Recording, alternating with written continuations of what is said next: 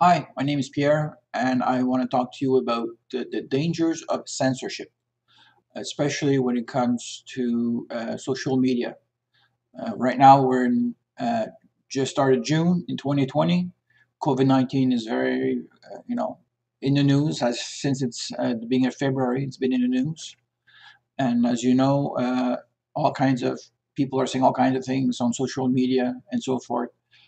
Donald Trump is obviously tweeting a lot of kinds of stuff, and there's been a call by government officials, you could say by the public or maybe by private industry, to put pressure on the social media people to censor what is being said on their platform, because it is believed that the information that is said by some people is considered misinformation, and is dangerous and therefore should be banned or removed. So Google no longer obviously filters things, so it makes it harder for you to find certain things that you in the past you would have easily found. And Facebook and so forth, all those other medias are controlling what people see as far as when you're doing a searches for information. Okay, so from my humble opinion, censorship has its place, but it's a very slippery slope. It's very dangerous if you're going to start getting into that, because if you are thinking that the populist view is always the correct view, it's a dangerous assumption to make. In my mind, in my view, there's only two things that would qualify for censorship in on any social media. Anything that promotes hatred of any sort should be banned or restricted or not allowed, and anything that entices people to violence or violent acts should also be removed or not seen on social media. Those are the only two things that I can think of. And even some people who are big on the First Amendment in the U.S. about freedoms of speech, even those people would say, no, no, there should be zero censorship. So I kind of see what they're saying, but to me, I cannot think of anything positive about uh, a good message that anybody would do by promoting hatred and promoting violence.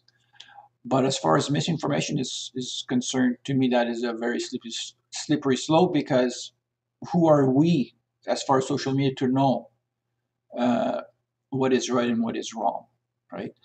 And the authorities in the past have been proven to be wrong on certain things. So just to assume whatever is the popular consensus is the right answer and is right and everything else is wrong is very dangerous. Imagine, and it was like, and this has been the case for a long time. Like people who thought the Earth was flat, and now people came out and said, "Oh no, people, the Earth is not flat; it's round." If censorship would have occurred to the point where their people's views of saying, "No, no, the Earth is not flat; it's round," that movement would have gone nowhere, right? That idea or that possibility would have gone nowhere. Another one is smoking is bad for you, right? For the longest time, the tobacco industry was saying there's nothing wrong with smoking. It's fine. It doesn't cause cancer. It doesn't cause anything. Had those people who were objecting it all along had been silenced through censorship in Facebook or wherever, if it existed at the time, can you imagine how much longer it would have taken for people to realize and wake up to say, no, no, these guys are lying to us for the sake of profits. They're killing people for the sake of profits, right? So my point is, what is considered misinformation for others is actually considered the truth for other people. And just because we have two different perspectives of things, you think it's misinformation, I think it's the truth, and what you believe, I think, is misinformation. Just you just so happens that because you think you're part of the populace, the general consensus that, for instance, COVID-19, right? Let's use this as an example because we're living it today, right? How many people who so the common view out there is social distancing, and we should not go back to work. We should wait and delay going back to work as much as possible. That is the populist view.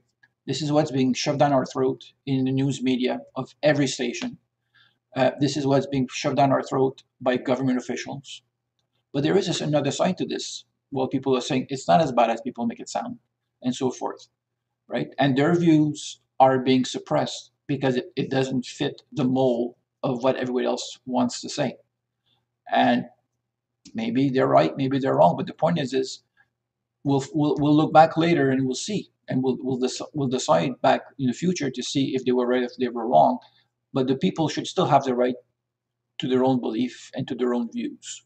Just because it contradicts your view doesn't mean that it's wrong. Okay, so and the last thing that I want to share with you about censorship is corporations, big corporations. Like back in the day was the tobacco industry and the booze industry, but now big pharma is big, and like it or not, COVID-19 is medically related. Therefore, big pharma is involved. They have a vested interest in pushing a certain perspective because financially it makes a lot of sense for them. Again, they're there to make money. They have zero moral values.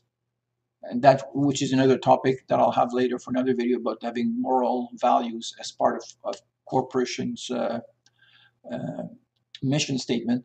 But these people are there just to make money. They don't care how many people they hurt or how many people they kill. They're just there to make money, right?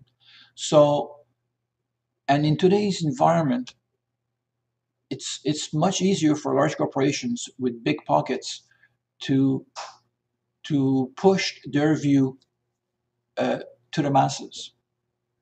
For big corporations have the ability, and this is not big pharma. This is every big company, right? They have the ability to control media and what is said on media just by the sheer volume of advertising they do, right? So if they spend millions and millions of dollars with a company, with a, let's say, I don't know, CNN or Fox News or whoever, right? And all of a sudden that news station decides to paint that industry in a bad light. These people can just turn around and say, well, listen, we're going to spend our money, our dollars somewhere else. You guys are obviously don't care about the money that we're giving you for advertising, so we're going to spend our money elsewhere. This is how they control a news agency, by threatening to pull all the advertising money that they're channeling into those organizations, right? And as far as controlling government, that is so easy to do. When we talk about the government, we're talking about a big organization, right? But all it takes, there's only a very few people, key people in the organization of a government that controls decisions, right?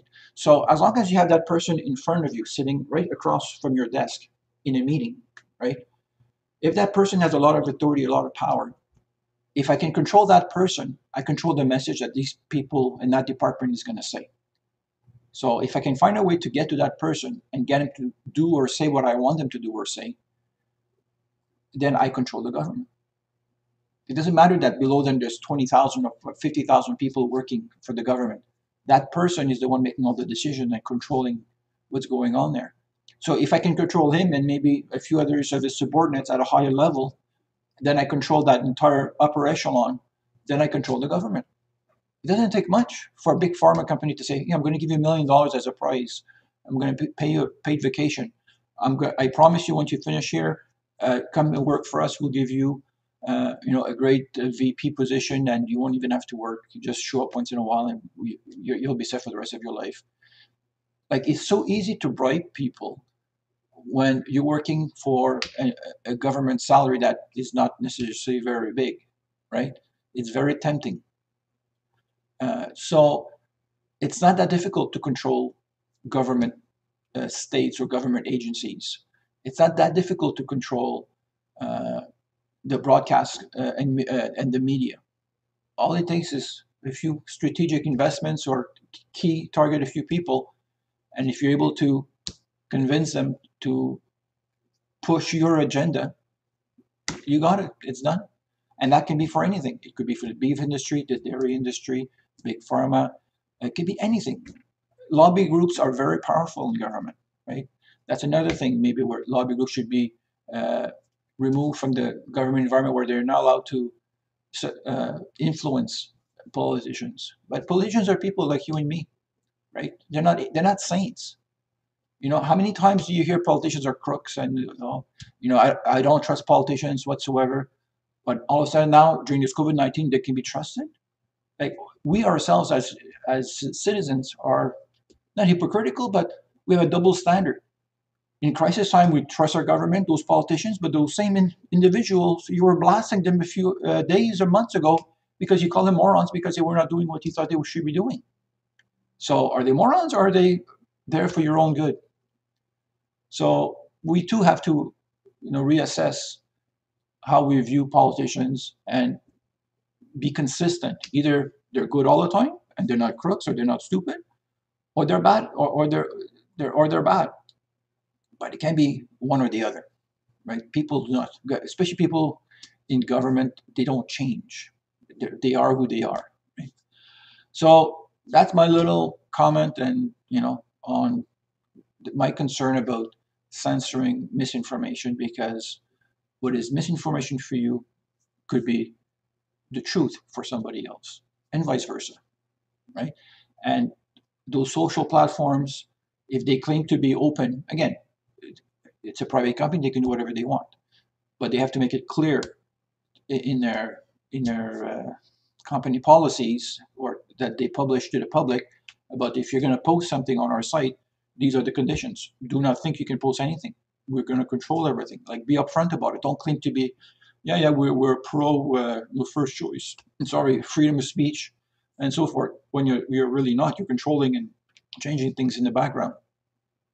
Okay, so and if people don't like it, find another search engine, find another video streamer that doesn't filter. I mean, again, people may have the ability to vote with their pocketbook or with their viewing. If you don't like what Google or Facebook is doing, well, move to a competitor. Nobody's forcing you to stay here, right? Facebook is coming out and saying this, or Gmail or Google is saying these things. If you don't like it, go somewhere else, right? They're not so. We also have to do our part as citizens and make choices. And we vote with our pocketbook when we buy things, or we vote with our viewing when we subscribe or decide which streaming media we want to watch and follow and use. All right. Thank you very much. Take care.